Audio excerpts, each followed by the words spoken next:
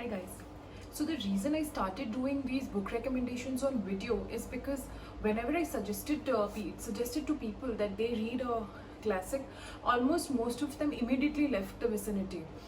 Yeah, so on a video you can close it down, but at least you cannot walk out on me, right? Okay. Anyway, so today is Monday. Monday is the day for Muse, and I give you my book recommendation. Now, today I'm going to recommend a classic, as you might have guessed, but I have my own reasons for it. So, the book I'm going to recommend is this beautiful version of Great Expectations. Take a moment to appreciate the beautiful edition I have got with the nice gold sprayed pages.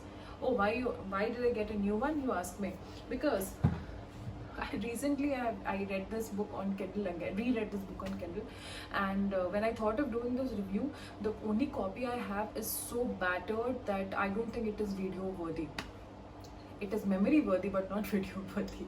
Anyway, so what makes me recommend a classic as the first? Yeah, this is the first or the second book recommendation that I'm doing.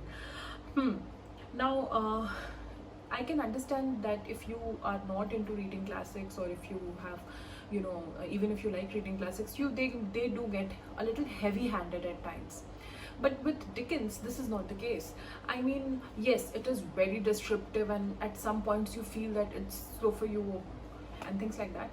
But the thing is that Dickens wrote this in, actually when he was writing this was supposed to be published as a story in parts in a magazine.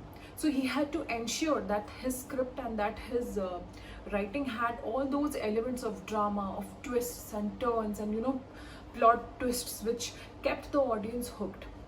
So even if you're a little averse to reading classics, I would certainly recommend this book because it has all those plot twists and all the drama going behind. Yeah. So that was the first reason. Second thing which I find is the extremely human portrayal of the protagonist. Now, I am all for the those Mr. Darcy kind of protagonist where after page 3 and 6 you have fallen in love completely, but Pip in the story is more real. He is more relatable. I mean, when you are suddenly placed in a position where all your dreams are coming true, what do you do then? I mean, this could be a very generic plot, I know, but the way Charles Dickens has treated this is just amazing. I mean, the protagonist has follies.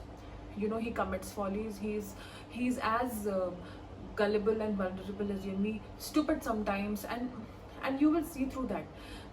The whole general tone of the book is not very uplifting.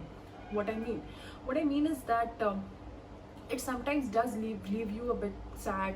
It sometimes leaves you a bit unsettled. That kind of feeling. If this would have happened this way, then this could have happened like that. Yeah. But the key takeaway is that there is a feeling which you will be left behind with. And that feeling is a very nice feeling. I mean, that sums up the whole reading experience. You do feel hollow sometimes, but you will have that whole immersive reading experience, if you know what I mean. Yeah.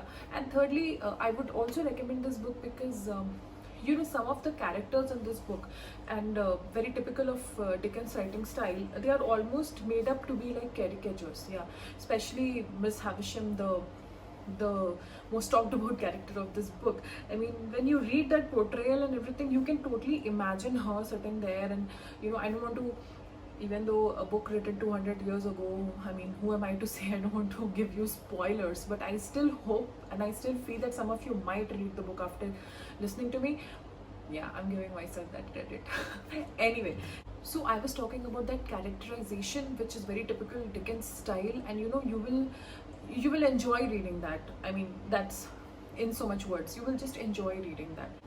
Yeah, and one more factoid to pique your interest is that the book was supposed to have two endings. I mean, there is one ending which Dickens wrote, but because he was trying to be more populist, he went with this particular ending, which is in most of the books, and there could have been another ending. So you'll find about it when you read the book. So with respect to negatives, I personally love the book. Cannot recommend it more than I'm already doing. What I feel though is some people might find it, yeah, heavy-handed, which is true with every classic piece, but the drama, like, undercuts it a bit, so you will enjoy the book. Mostly, even if you want to read this really, you can totally do like 2-3 chapters at a time and give it a rest, because it's totally doable that way, and not like a very typical classic which you have to spend hours reading. So guys, one more look at the beautiful cover. Yeah, I know I'm like fangirling over it right now. So that's about it. Great Expectations, one of the most loved books, and a lot of people hate it also but nonetheless the most talked about books in literature history, and I really hope that at least few of you would at least pick it up and read the few lines. I'm also putting out some quotes or some memorable words which Dickens has just beautifully crafted, and if you read them you will be like, yes, I should read this book. If you do read the book, please let me know whether you liked it, you hated it, you don't want me to do any more things on classics. Just let me know in the comments. And if you don't read the book, that's also completely fine. If nothing, the next time a literary snob tells you, oh my god, you didn't read Great Expectations, you can at least give them some of the pointers that I gave you, and completely own them with your answers on why you did not read this book, Yeah. Before I go, don't forget to like the video and share it, and also let me know more books that you want to be reviewed or you want me to recommend, and I will give you my thoughts on it. Yeah. So, bye.